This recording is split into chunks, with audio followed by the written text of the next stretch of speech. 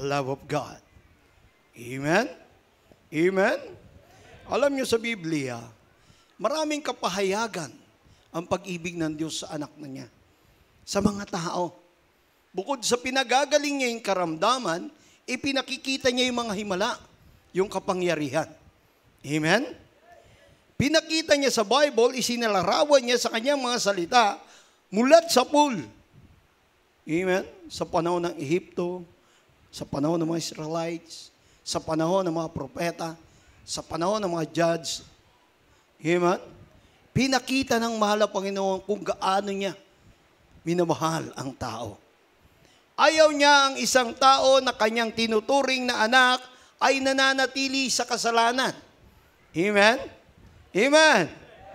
Ayaw niya yan. Kasi ang Diyos ay banal. Kaya dapat maging banal din yung anak ng Diyos. Amen? Kaya pag hindi maging banal yung anak ng Diyos, hindi mananatili yung tamang katwiran sa atin ng Diyos. Pag ikaw ay naging banal, makakalakad ka sa katwiran ng Diyos sa paanong paraan. Ang araw-araw mo nating magiging buhay, magiging spiritual. Amen? Kasi pagka maging spiritual yung life natin, sa daily life, dun lang gumagana yung tinatawag na holy life natin. Kasi itong mundo, physical to eh. Narito lahat sa mundo yung lahat ng mali. Narito. Kaya tayo bilang anak ng Diyos, nandyan tayo bilang ilaw. Amen? Amen?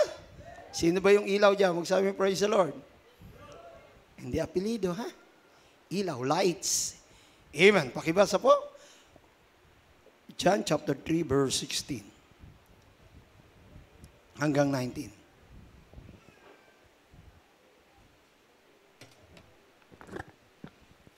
Ang Ebanghelyo en kay Juan, Kapitulo 3, talatang 16 hanggang 19. 16.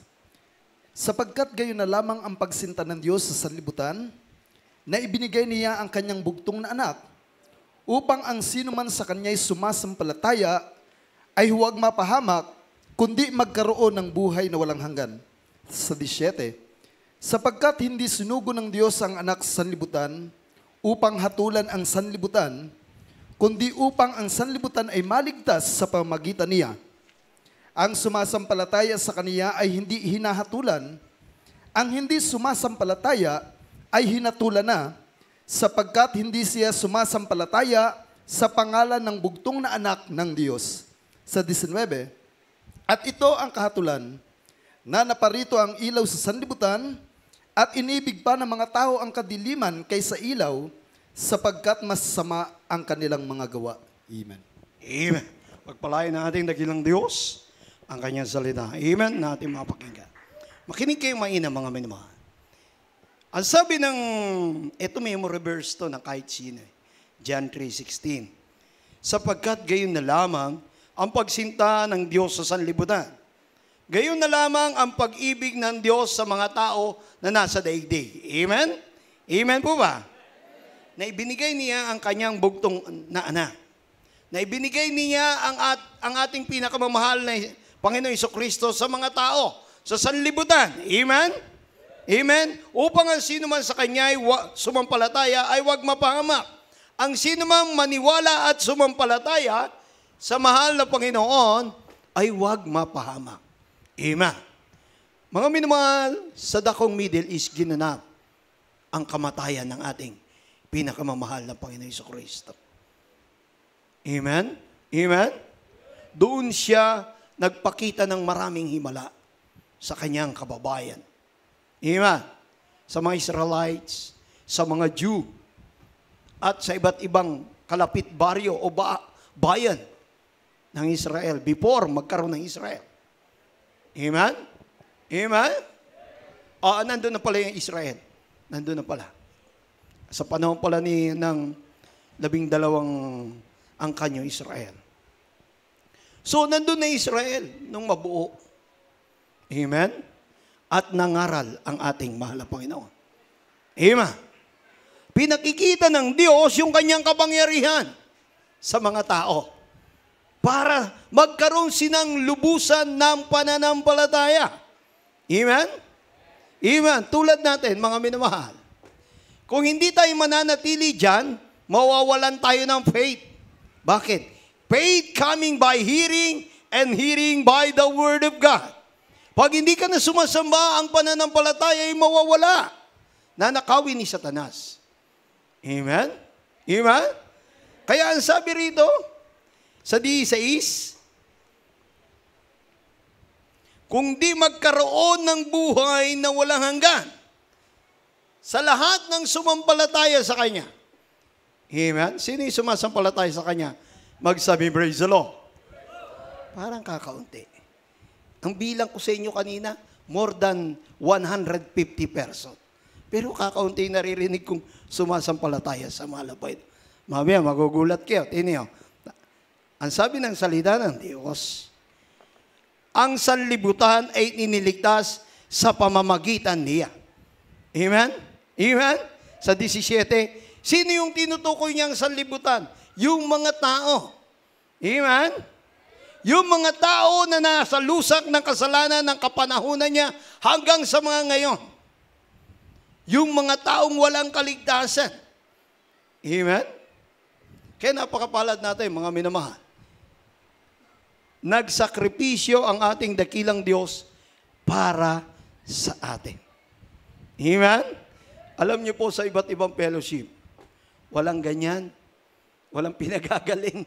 Nagpupuri lang, ilang awit lang, tama na. Amen? Sa Middle East, marami rin mga congregation na sinasamahan ng Diyos, pero hindi lahat. Hindi lahat ng miracle nakikita nila. Sa atin banal na gawain for the glory of God. May taong nakaluhod, dumadalangin araw at gabi, bumaback up ng prayer sa atin. Kaya kumikilos every moment ang Espiritu ng Diyos sa atin. Amen? Kaya hindi mo masasabing hindi ka babaguhin ng Diyos. Amen. Amen. Kasi tayo talaga ang nakaranas ng fullness o godliness ng ating mahal na Panginoon. Tayo talaga, tayo yung nakaramdam ng buong-buong kapahayagan ng Diyos sa ating buhay. Tayo po talaga. Kaya napakapalad natin. Amen? Tayo talaga yung tinawag niya doon sa lusak ng kasalanan. Hinugot tayo ng mahal na Panginoon sa kasalanan. Kaya yung ating pagtawag sa atin ng Diyos, pag-ingatan natin to. Amen? Anong sabi ng 18? Ang sumasampalataya sa Kanya ay hindi mapapahamak o hindi hinatulan. Ang hindi sumasampalataya ay hinatulan na. Very easy, no? Very easy na maunawaan. Tayong lahat dito sumampalataya sa Kanya. Totoo? Totoo? Amen. Ang sabi, brother boy, pag na-hospital ba, nawala ng pananampalataya? Isang kisap mata, nawala. Pero isang kisap mata, bumabalik din kagad ang faith. Bakit? Bakit ko sinabing nawala? Kasi tayo umaasa sa mahal na Panginoon. Sino yung umaasa sa mahal na Panginoon? Magsabi, praise the Lord. O, di ba? Pagka may sakit ka, hindi mo kailangan ng gamot? Hima! Totoo yan. Pero pag sino yung hindi umaasa sa Diyos, yung hindi buong buo yung tiwala ang Diyos, pag may sakit, asan ba yung gamot ko? Amen? Nahilo lang eh. O, asan yung gamot ko? Pakikuha nga yung gamot ko dyan. Hima! Ito yung nag-lose yung faith. Amen? Kaya nga napunta ng ospital eh. Pagdating sa ospital, tatawag. Praise the Lord po, kailangan ko po ng worker para ilehans ako. Bumalik yung faith niya, automatic. Naniwala siya na ang Diyos sa Diyos ay walang imposible kaya tumawag siya. Amen? Pagdating ng worker, saan ka nagkulang? Siguro sa ikaputhandog. Amen? Siguro walang kabanalan. Siguro tamad magpuri. Siguro hindi humahayo. Hindi sumasamba. Alis sa 5. Saan kaya? Ay, wala namang mga brother dito. Magsushorts muna ako sa bahay. Amen? Magpapantalon muna ako. Wala namang mga brothers. Walang makakakitang kapatiran. Nasa gitna ka ng sanlibutan. Mahawa ka nga.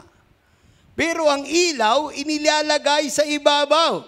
Hindi sa ilalim ng lamesa. Amen? Para mahayag ang katwiran ng Diyos sa kanila, kinakailangan tayo mismo ang buong makaganap ng kalooban ng Diyos. Amen? Mahirap, pero dapat gawin. Amen? Di naman mahirap. Ang mahirap, yung ayaw sumunod. Pero pag sumusunod, hindi mahirap. Di ba? Nung araw, nakapantalon yung mga beloved sister natin. Ay nung makumberte. Amen? Si Mama Dir nga nun, patutunan mo lang, pastor, nangangati. Lalaba lang ng pantalong, suot, natuyo, nangangati. Sabi na wala, pastor, tanggalin niyan. Hinadap sa Biblia, sumagot ang Biblia. Amen? Karumal-dumal sa Diyos ang magsuot ang isang babae na damit panlalaki. Amen? Kaya nga, napakahiwaga ng Diyos sa atin. Sa atin nahayag talaga ang buong katuwiran na Diyos. Kaya pasalamat tayo. Amen? Yun lang. Akala niyo ba, yung sasaba ka, magpupuri, marami tayong pasasalamatan sa Diyos. Binago yung buhay mo. Pinagaling yung karamdaman mo. Pinagpala ka ng Diyos. Ngayon, negosyante ka na, dati hindi. Dati hindi ka nakaka-abroad ka na. Sa iba yung dagat, may patotoo ko sa inyo. Siya, sa dako ng Kuwait. Nung mabuksan ng inyo bang lingkod yung banal na gawain yan, for the glory of God, mayroong kapatiran. Lagi siyang nakasalamin. Ang sabi ng kapatiran, Kuya Boy, lagi ako nakasalamin. Dati wala naman ako salamin. Na ayaw niya na magsalamin. Sabi ko, Brad, nilagay ng Diyos yan dyan. Hindi, Brad, Kuya, mananampalataya ako. Sige, wala imposible sa Diyos. Mga 1 month o 2 months. Alam niyo kung paano nangyari? Yung salamin niya, nalaglag, siya rin na nakatapak. Di nasira yung salamin. Sabi sa akin, Kuya Boy, wala na ako salamin. Opa, kamusta ang mata mo? Mananalangin tayo dyan, kako. Nanalangin kami. Ngayon, for the glory of God, sa pangunat dalangin natin, beloved pastor, wala na siyang eyeglass, malinaw ang kanyang mata. Iwan? Kaya magtaka ka eh. Yun ay nanlamig yung kapatiran natin na yun. Kaya nung makarating ang ebanghelyo doon, tuwan-tuwa sila sapagkat magkakaroon ng banal na gawain doon. Hanggang ngayon, patuloy ang banal na gawain. Siyempre, matutuwa ka, alam niyo mga minamahal, malungkot sa Middle East. Mabuti yung sa dako ng hindi Middle East. Masaya sa Western. Pero sa Middle East, malungkot pag walang Diyos. Iman? Pero pag may Diyos, pag luhod mong gano'n, maramdaman mo yung presensya ng Diyos. Luluha ka sa kagalakan. Iman? Nung unang abroad ko, mga minamahal, diyan, sa dako ng Middle East. Sa dako ng Saudi Arabia. Sabi ko, mahal na Panginoon, wala namang mananampalataya dito. Oh. Anong sabi ng Diyos? Go, preach the gospel. Sabi ng mga pastor sa akin, sundin at ganapin mo ang kalooban ng Diyos kahit saan ka makarating, brother boy. Maliligtas ka. Ima, sunod lang tayo sa propeta ng Diyos dahil yun ang guide, yun ang tinuturo ng ating mahal na Panginoon. Sinunod ko, for the glory of God. Nakabalik din naman tayo. Ima? Kaya nga nakakatuwa, mga minamahal. Yung kaligtasan natin ay binigay ng ating mahal na Panginoon, panghawakan natin to. Huwag natin hayaang mawala ito. Paano nawawala ito? Kinukuha ito ni Satanas sa pamamagitan ng doubts, negative sa iyong mind. Amen? Ninanakaw niya sa iyong kaisipan.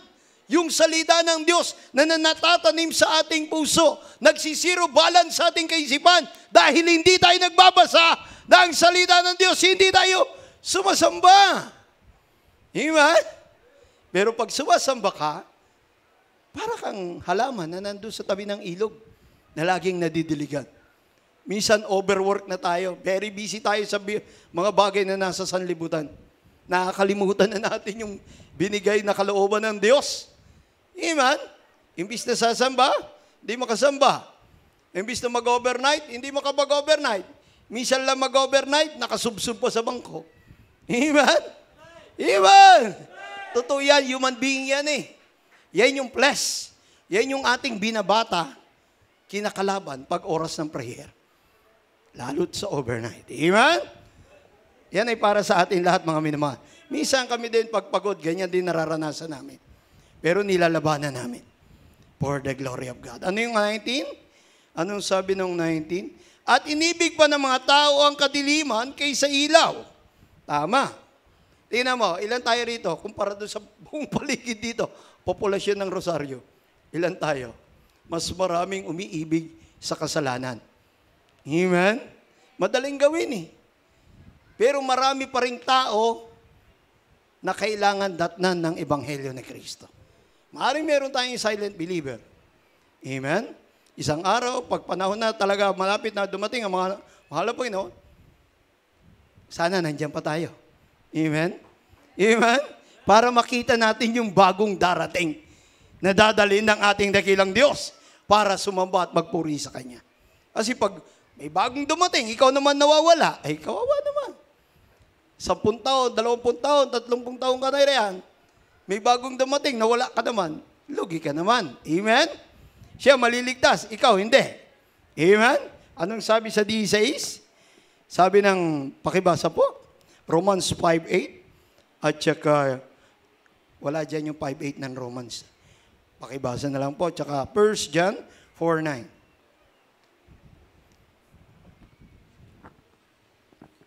Dito po sa aklat ng mga taga-Roma, Kapitulo 5, talatang 8. Datapwat ipinagtatagubili ng Diyos ang kanyang pag-ibig sa atin, na nang tayo'y mga makasalanan pa, si Kristo ay namatay dahil sa atin. Amen. Tignan niyo? Nagtagubili ng Diyos nang tayo makasalanan pa. Si Kristo ay namatay para sa ating kasalanan. Amen? Ipinagtagubili ng Diyos ang kanyang pag-ibig sa atin sa pamamagitan ng ating pinakamamahal na Panginoon. Yun ba'y kaya natin gawin? Hindi, di ba? Diyos na makapangyarihan lang ang gagawa niyan. 1 John 4:9. Ako na. Konti na lang itong babasahin. Dito mahayag ang pag-ibig ng Diyos. Sige, pakibasa.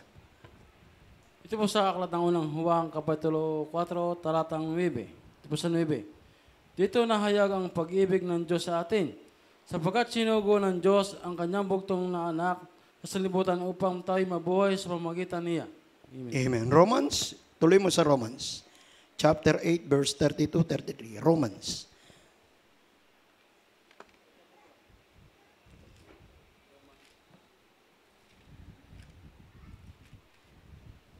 Romans chapter 8, 32-33.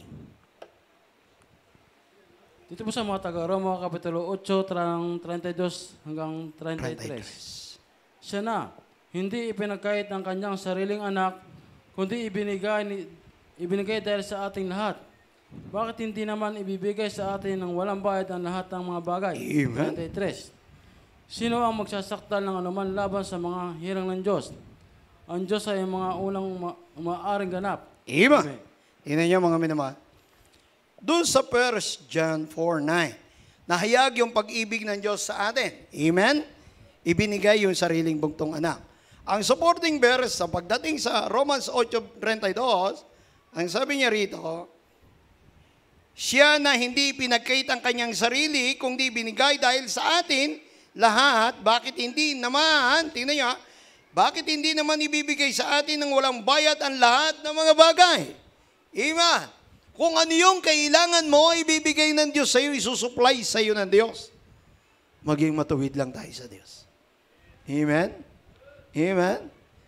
Maging matuwid lang. Paano ba maging matuwid, Brad? Huwag gumawa ng kasalanan.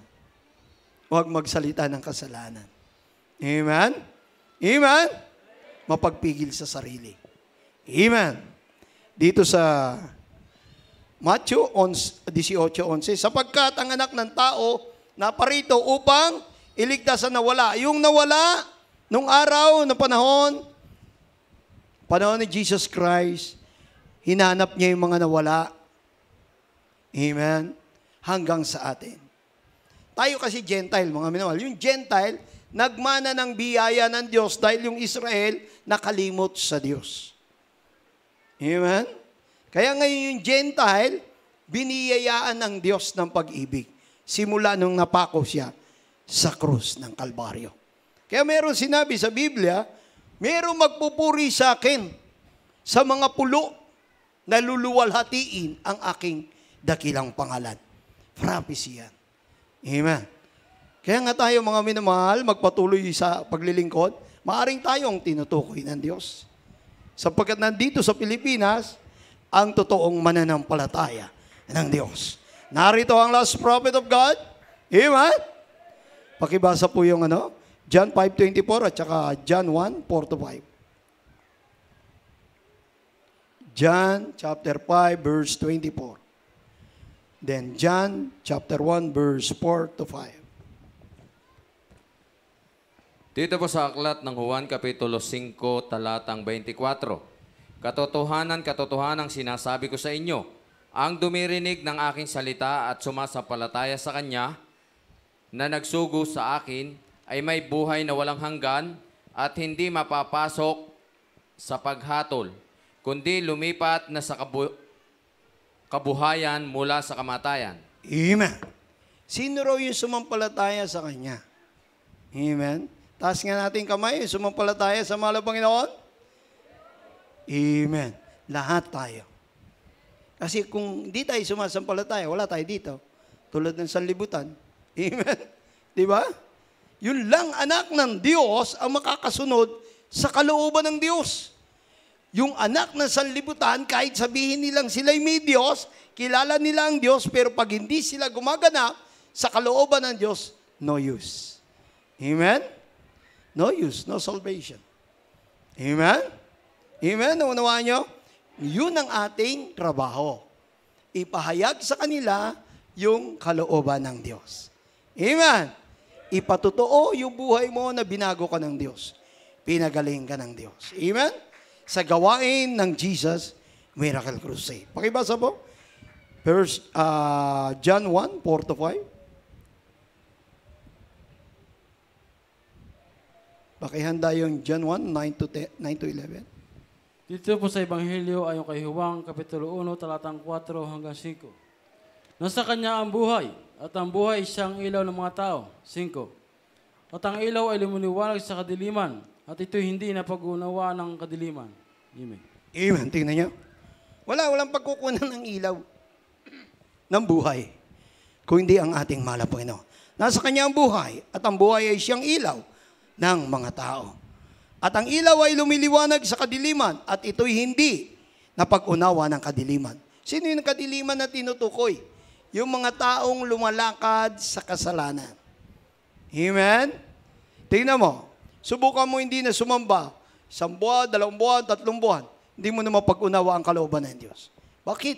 Hindi na didiligan. Hindi nalalagyan ng nourishment at saka sustansya ang iyong pananampalataya. Amen?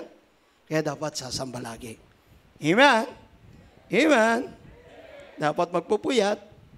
Ay, wala. Dapat magpuyat para ma-overcome yung sarili. Amen? Overnight prayer. John 1, 9-11. Tingnan nyo, hindi nila kilala yung ilaw. Lapit na tayo magdamos. Dito po tayo sa aklat ng Juan, Kapitulo 1, talata 9. Nagkaroon ng tunay na ilaw, sa makatuwid bagay ang ilaw na lumiliwanag sa bawat tao na pumarito sa sanlibutan. Siya ay nasa sanlibutan, at ang sanlibutan ay ginawa sa pamamagitan niya, at hindi siya nakilala ng sanlibutan. 11.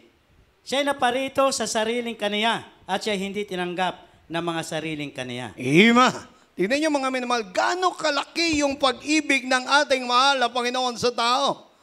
Siya na Diyos na ganyong tao, bumaba sa lupa, pinahirapan, dala ang ilaw, dala ang katwiran, dala ang mabuting bagay, dala ang mga himala, dala ang pagbabago ng buhay, pinahirapan ng tao. Bakit? Sapagkat siya hindi kilala ng sariling kanya. Meaning, hindi siya kilala ng Israelites. Amen? Ng mga Jew. Sino ang kumilala sa Kanya? Tayo, na mga Gentile. Amen? Kaya nasa atin yung kaligtasan, napanghawakan natin, nagpakita kung paano gumagawa ang mahal na Panginoon nung araw. Higit na ginagawa niya sa atin ngayon. Higit pa, dahil tayo sumampalataya sa Kanya. Amen? Ang sabi, iwasan nating maging bilanggo tayo sa mga nakaraan, masamang buhay, masamang ugali. Amen? Masamang pagkatao. Sikapin natin ang ating buhay na laging maging tapat sa Diyos. Amen? Amen? Panatilihin natin na ang ilaw na ito sa ating buhay. Panatilihin natin ang ilaw na ito, si Jesus Christ, sa ating buhay. Upang pagharian tayo ng tunay na pag-ibig ng Diyos. Pag nawala yung ilaw, mga minamahal, nawala yung napundi yung ilaw, wala na. Blackout na ulit. Amen. Paano mapundi yung ilaw? Pag napuprovok, hindi sumasamba, hindi nagtatapat, hindi nagpupuri, hindi lumalakad ng kabanalan, nawawala yung ilaw. Amen? Kaya dapat ganapin ang anak ng Diyos. Amen? Kailangan lang maging tapat ka sa Diyos. Kasi pag di ka naging tapat sa Diyos, ikaw ang lugi. 1 Corinthians, 1 Corinto 13:13. Pakibasa po. At sundan ng 1 Corinto 14:1. Dito po sa unang sulat ni Pablo sa mga taga-Korinto, Kapitulo 13, talatang 13. Tatapot ngayon na natili ang tatlong ito, ang pananampalataya, ang pag-asa, at ang pag-ibig. Ngunit pinakadakila sa mga ito ay ang pag-ibig. Amen. Pakibasa po yung 14:1. Dito po sa mga taga-Korinto, Kapitulo 14, talatang 1. Sundin ninyo ang pag-ibig, kayo may maningas ninyong pagkanasain ang mga kaloob na ayon sa Espiritu.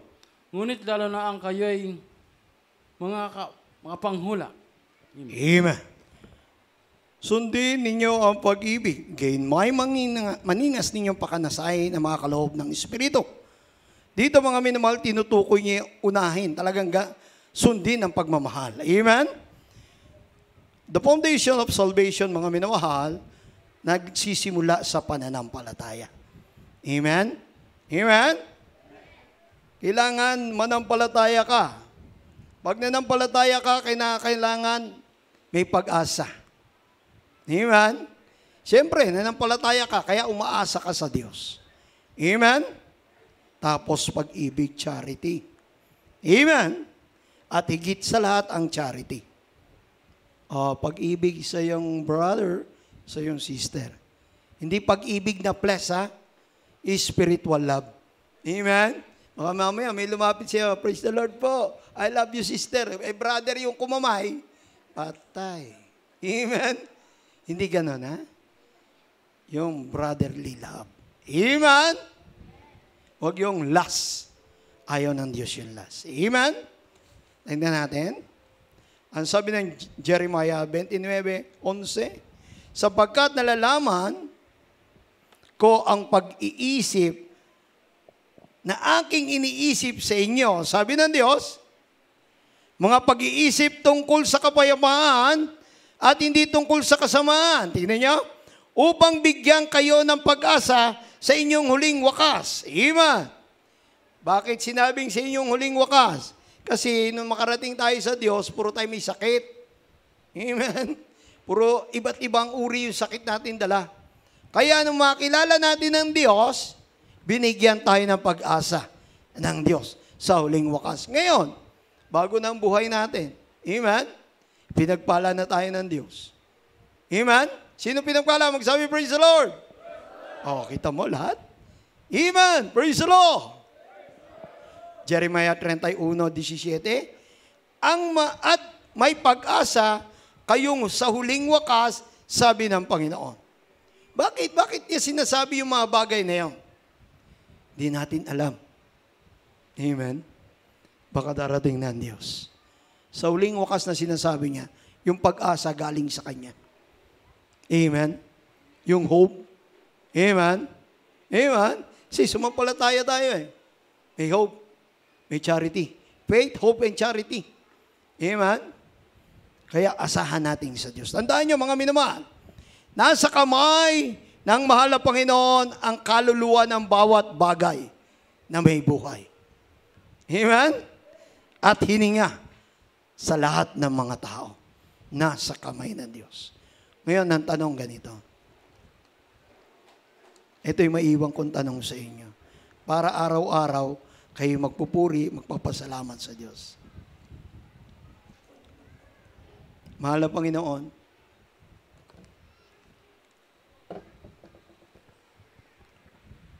biyayaan mo ko lagi. Amen? Sabi ni Job, ni Satanas kay Job, kaya sa mahal po yun, kaya mo naman yang tuwan-tuwan na nagpupuri sa iyo, nakakasunod, di lagi mo pinagpapala. Kaya ang sabi ko sa iyo, ngayon, mahal na Panginoon, biyayaan mo ako lagi. Iman! Isipin niyo yan, kung ano yan, biyayaan mo ako lagi. Bakit mga minamahal? Ang pag sinabing biyayaan mo ako lagi, hindi lang material, higit ang spiritual na bagay.